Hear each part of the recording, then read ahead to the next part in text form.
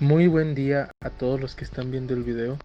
Pues bueno, el día de hoy trataremos el tema de cómo entender a los japoneses en base a las negociaciones internacionales.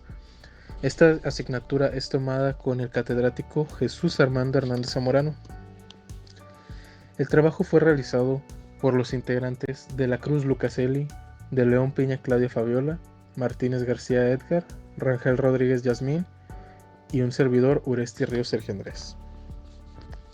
Los objetivos de la unidad son analizar las diferencias culturales y sociales que deben considerarse para lograr una negociación internacional exitosa, de acuerdo al lugar donde se realice. También así considerando los acuerdos o tratados vigentes. Antecedentes históricos. Es bien conocido el hecho de que el origen del pueblo japonés y el concepto de la divinidad de los emperadores se atribuye a la intervención de la diosa del sol Amaterasu o Mikami, la cual, según la leyenda, envió a su nieto a la tierra para fundar Japón en el año 660 a.C., convirtiéndose en su primer emperador Jimmu. Después de adoptar los modelos culturales chinos durante los siglos VI al IX, incluyendo la forma de escribir y el budismo, Japón, ya culturalmente maduro, corta sus relaciones con China y desarrolla una cultura propia que se ha preservado en el transcurso de los siglos. Hasta el siglo XVI, Japón estaba formado por una serie de reinos independientes, dominados por señores feudales sobre los que el emperador, desde su sede en Kioto, no tenía ningún tipo de control. Uno de ellos, Nobunaga, después de convertirse en shogun, inició el proceso de unificación del país, terminando por su hijo y sucesor Hideyoshi en 1590. A finales del siglo XVI, los japoneses tuvieron su primer contacto con la cultura occidental a través de comerciantes portugueses y holandeses, iniciando de tal forma la tradición exportadora de Japón. En 1604, 80 años después de la llegada de los europeos, el gobierno del nuevo shogun, Tokugawa, decidió cortar todo contacto con el mundo exterior, y no fue sino hasta 1853 cuando, forzado por la llegada del Comodoro Perry y la flota estadounidense, Japón volvió a abrirse al mundo, rompiendo un aislamiento por más de 250 años. Durante los primeros años del siglo XX, Japón experimentó el desarrollo económico más impresionante de todos los países industrializados, evolucionó en incremento del comercio internacional y su productividad agrícola. El desarrollo industrial revolucionó en unas cuantas décadas el panorama social y dio lugar a una extensa clase media y a un empresariado urbano muy activo de la política japonesa. A partir de su derrota en la Segunda Guerra, Japón ha construido desde 1945 una economía solo superada por la de Estados Unidos, con unas tasas de crecimiento muy por encima de cualquier otro país. La Constitución de 1947 en Japón establece la renuncia a la guerra y pone un límite en el poderío de sus fuerzas armadas que se dedicarían exclusivamente a la defensa nacional. La Guerra de Corea fue un significado enérgico que impulsó a la economía japonesa, ya que la industria de este país se benefició con los requerimientos demandados por las fuerzas estadounidenses. Dentro de este proceso de desarrollo, fue de mucha ayuda la prohibición que Estados Unidos impulsó a Japón de no rearmarse y constituir un nuevo peligro para la paz, al hacerse cargo totalmente de la seguridad y la defensa de Japón durante la Guerra Fría. Este país pudo destinar todos sus recursos a las inversiones altamente productivas y de infraestructura. En 1960 y 1972, el país se convirtió en un gigante comercial que empezó a competir con las economías más desarrolladas del mundo, incluyendo a Alemania y Estados Unidos. Pero en 1973 estalló en Medio Oriente la guerra de Yom Kippur y se impulsó el embargo petrolero de parte de las naciones árabes, lo que provocó una crisis económica que se caracterizó por un aumento en la inflación, disminución de la productividad industrial y desaceleración del comercio exterior. En 1983, Japón experimentó una nueva recuperación económica al iniciar una reconversión industrial que evitó la enorme dependencia de la industria respecto a los combustibles y las otras materias primas de bajo precio. Mucha de la actividad industrial intensiva en energía y de mano de obra fue desplazada por las actividades basadas en el desarrollo de la alta tecnología. Desde el punto de vista económico, la madurez de la economía japonesa y el impacto de las presiones occidentales cambiarán drásticamente la estructura del comercio japonés en los próximos años. Se perciben 4 tendencias específicas de estas modificaciones en el comercio. 1. El país experimenta actualmente un rápido envejecimiento de la población. Se estima que para la segunda década del siglo XXI, la población con edad superior a 65 años será la más numerosa del mundo. Es a su vez claramente que esta situación afectará los hábitos de consumo, los niveles de ahorro y los sistemas de seguridad social. 2. A pesar de las tradicionalmente Japón se ha caracterizado por tener a la mayoría de la población dentro de un segmento considerado como clase media.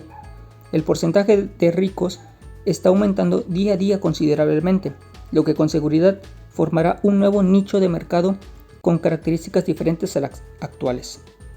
3. El papel de la mujer en la sociedad japonesa puede ser otro factor de cambio. Actualmente, el 40% de toda la fuerza de trabajo japonesa está constituida por mujeres. Y por último, el cambio del rol de la mujer puede también modificar el sistema tradicional de distribución y propiciar el establecimiento de las tiendas de descuento con base Características culturales y sociales. Con base en sus antecedentes históricos, los japoneses presentan características únicas que facilitan o dificultan los tratos comerciales. De estas características pueden mencionarse la necesidad de crear confianza personal, la seriedad en los tratos, la exigencia respecto de la calidad. La vida japonesa está sujeta a una gran cantidad de regulaciones oficiales que dificultan mucho los tratos comerciales, además de la importancia del trabajo en equipo y el deseo de superación personal. También están las decisiones que se toman por consenso y nunca individualmente, la austeridad en la vida doméstica, los hábitos de consumo constante, sobre todo en la comida, el cumplimiento estricto de las responsabilidades individuales y el sentido de ubicación, ya que son amigos del orden, la disciplina y la jerarquía. En cuanto a la religión, la absoluta tolerancia y libertad para cualquier tipo de creencia en Japón ha permitido el desarrollo de más de 422 grupos religiosos. Sin embargo, el budismo y el sintoísmo son las dos religiones más importantes, a pesar de que la mayoría de los japoneses se catalogan como no religiosos. Toda la vida cotidiana y costumbres están basadas en conceptos provenientes de estas dos religiones. Acerca del comportamiento durante la negociación. Las negociaciones con japoneses pueden ser muy frustrantes, debido básicamente a la costumbre japonesa de no manejar términos concretos, sino por el contrario, mantener las discusiones en términos difusos, sobre todo en la etapa de familiarización y creación de confianza, en donde es más importante conocer la contraparte que discutir las condiciones del negocio. El éxito en los negocios con japoneses está basado en la capacidad de crear y mantener buenas relaciones personales, ya que los japoneses no gustan de la confrontación y por todos los medios evitarán las situaciones desagradables y la pérdida de imagen de alguna de las partes. Tradicionalmente los japoneses no gustan de transmitir la culpa o la responsabilidad de un grupo a otro y prefieren en cambio discutir los problemas con base en la confianza mutua a través de relaciones personales. No importa qué tan grande y poderosa sea la empresa vendedora, su actitud hacia los clientes siempre será de darle el mejor servicio y satisfacer hasta los menores detalles de sus requerimientos en cuanto a la información. Esta es una importante razón que explica por qué los clientes japoneses son particularmente exigentes con los proveedores extranjeros, sobre todo en las especificaciones de la información sobre el producto. Bueno, para tener éxito en nuestras relaciones comerciales con contrapartes japonesas, es muy importante observar los siguientes 10 mandamientos para hacer negocios en Japón. Número 1. Personaliza tu relación de negocios. Número 2. No se obsesione con el jefe. Número 3. Suavice su enfoque. Número 4. Aprende sus costumbres. Número 5. Aprenda la importancia de las presentaciones. Número 6. Entiende el objetivo. Número 7. Familiarízase con el proceso de toma de decisiones. Número 8. Evite las confrontaciones. Número 9. Entienda la cultura del regalo. Y número 10. Aprenda algo sobre la Japoneses comunicación. dentro y fuera de Japón. Cuando un japonés se aleja de su país, su comportamiento tiene un cambio drástico. De tener una actitud confiada en su país, en otro se muestran desconfiados y temerosos. Los japoneses no son hábiles en el manejo de idiomas extranjeros. detalle que les causa inseguridad. Debido a esto prefieren viajar al extranjero en grupo y a cuando menos acompañados de un idioma extranjero. Debido a noticias amarillistas, las noticias amarillistas son aquellas con titulares engañosos o exagerados y que por lo general no cuentan con evidencia o una investigación de por medio. Debido a estas noticias, los japoneses tienen la idea de que en cualquier lugar fuera de Japón se encuentran expuestos a robos y asaltos, y consideran que cualquier persona tendrá intención de perjudicarlos. En lo que se refiere a reglas de cortesía, tratarán de adaptarse a las costumbres del país que visitan, como dar la mano en vez de la reverencia y el uso del primer nombre, apodos y motes cariñosos. En el trato comercial serán muy exigentes al pedir que todas las condiciones queden bien establecidas. Detalle que en Japón no se les ocurría. Japón Inc. ¿Existe tal cosa? Se ha popularizado la idea de que todas las empresas japonesas piensan de la misma manera y que actúan de la misma forma. Algunos expertos estadounidenses han denominado como Japan Inc. Sin embargo, en Japón, como en cualquier otra parte, ninguna compañía opera exactamente igual que otra, pero podemos agrupar a las empresas japonesas de manera regional. Así podemos ver que las empresas ubicadas en la región de Kanto operan de diferente manera que las ubicadas en las regiones de Osaka o Nagoya. Los estilos de negociación son diferentes. Las empresas en Osaka son mucho más tradicionalistas que las de Tokio, y esto se nota en la edad promedio de los ejecutivos.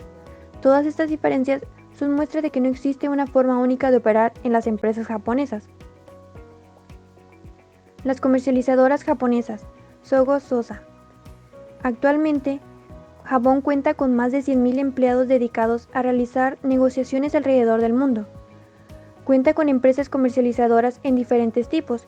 Las dedicadas a comerciar solamente cierto tipo de producto, a estas se les conoce como empresas especializadas de comercio, Senmo Sosa, y otras que manejan volúmenes muy grandes de una enorme diversidad de productos y que se conocen como empresas generales de comercio, Sogo Sosa. Para el empresario mexicano interesado en el mercado de Japón, las Sogo Sosa pueden ser de considerable utilidad en el desarrollo del proyecto de productos a exportar, así como la mercancía requerida para la introducción del producto mexicano en el mercado japonés. Para lograr esto, se requiere de la confianza de parte de la empresa japonesa, confianza que estará basada en la seriedad, en los tratos, calidad del producto y adaptabilidad a las condiciones del mercado. Dentro de la reunión de las economías que integra el Foro de Cooperación Económica Asia-Pacífico, en octubre del 2002, los mandatarios de México, Vicente Fox, y de Japón, Konichiro Koizumi, acordaron iniciar las negociaciones para el establecimiento de un acuerdo de asociación económica entre México y Japón, que implementan elementos de un tratado de libre comercio. También un capítulo de cooperación bilateral que fortalecerá las relaciones económicas entre los dos. El 12 de marzo del 2004 se firmó un acuerdo con la idea de iniciar su vigencia el 1 de enero del 2005, fecha que se modificó para el 1 de abril del mismo año. Como resultado, México tendrá preferencia en el segundo mercado más importante del mundo. Japón liberará inmediatamente el arancel de importación, que afecta al 91% de fracciones aranceladas correspondientes a productos mexicanos.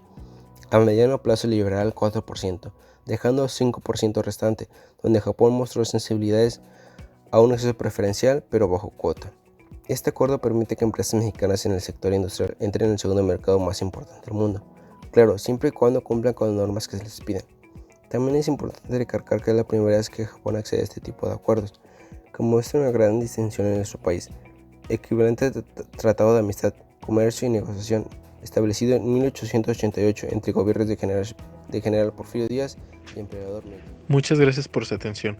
Esperamos que los datos brindados anteriormente les sean de ayuda a la hora de tomar decisiones durante la negociación con una persona japonesa, ya que esta cultura es una cultura muy interesante y una cultura en la que los lazos de familiarización y confianza son muy importantes. La presentación ha concluido. Gracias. Muy buen